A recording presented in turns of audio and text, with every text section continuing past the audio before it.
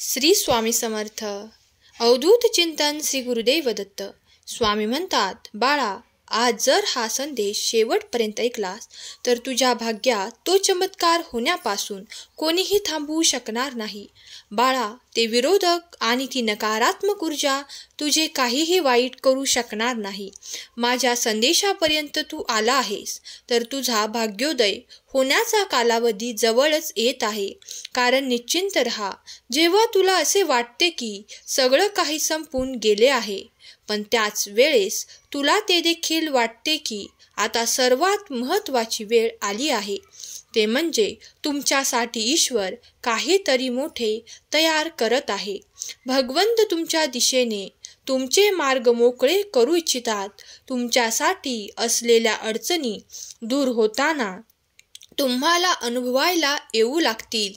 जर तुम्ही नवीन काहीतरी निर्माण करण्याच्या तयारीत असाल तर देवाचा आशीर्वाद तुमच्या सोबत आहे. जर तुम्ही या क्षणाला अगदी देवाला प्रार्थना केलेली आहे, काही मागत असाल तर तुमच्या दिशेने ईश्वर ते आशीर्वाद पाठवतील. तुम्हाला अनपेक्षित लाभ होताना काहीतरी अनुभव नक्कीच येणार आहे.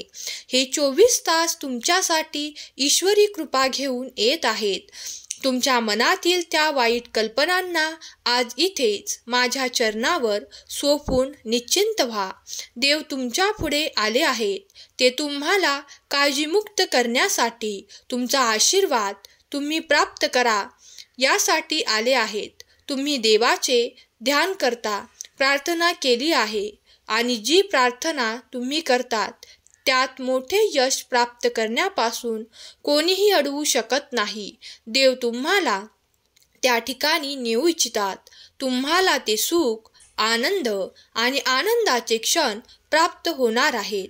स्वामी माऊलींकडून तुम्हाला, अन्नपूर्णा आईकडून तुम्हाला, भगवंताकडून तुम्हाला आनंदाचे क्षण प्राप्त करण्यासाठी 1111 असे लिहा आणि कमेंट बॉक्समध्ये स्वामी आई मी तुझं प्रिय बाळ असे कमेंट करायला विसरू नका. भाग्यवंत ठराल. हा संदेश शेवटपर्यंत ऐका, लाईक करा, म्हणजे तुम्ही नकळत पुण्याचे भागीदार व्हाल. हा पवित्र देवी ऊर्जेने भरलेला संदेश ऐकत आहात. त्यांच्या मनापासून केलेले ते विचार देव ओळखतात आणि तुमच्यासाठी ते आशीर्वाद घेऊन आलेले आहेत. हा संदेश जर तुम्ही निश्चिंत मनाने, निशंक मनाने संपूर्ण ऐकावा अशी स्वामी देव तुम्हाला आज्ञा करतात. जर तुम्ही या क्षणाला या संदेशापर्यंत आले आहात तर यातून काहीतरी आशीर्वाद तुम्हाला मिळणार आहेत. तेव्हा शेवटच्या क्षणापर्यंत हा संदेश ऐका आणि तुमच्या मनातील ते सर्व काही प्रार्थनेद्वारे स्वामींना मागा. कारण देव ऐकतात तुमची प्रार्थना. तुमच्या अपेक्षा पूर्ण करणारे आशीर्वाद तुमच्या मार्गात येऊ लागतील.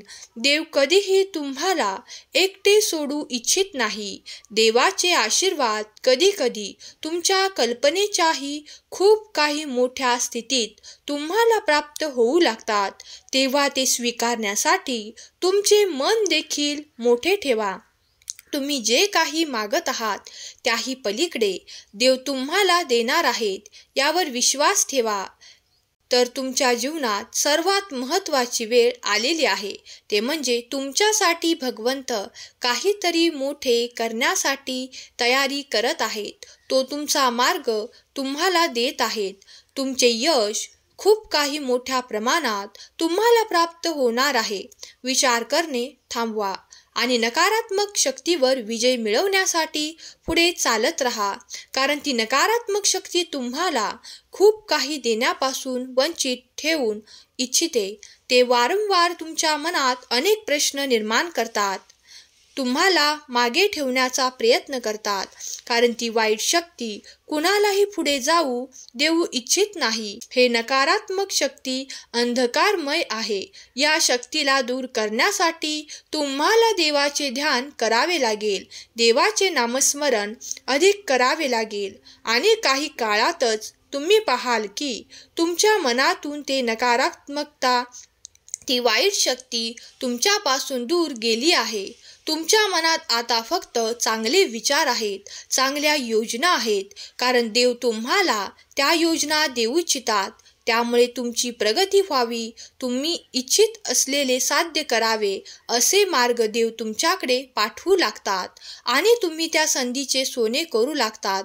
तेव्हा लक्षात घ्या की जर तुमचा उदयकाळ, तुमचा भाग्योदय करण्यासाठी देव तयार आहे, तर तुम्ही सुद्धा सज्ज असावे. येणारे आशीर्वाद हे थांबवता येणार नाहीत. तेव्हा मन मोकळे करून हात पुढे करा. देव तुमच्या हातावर एक खूप मोठी संधी देऊ इच्छितात.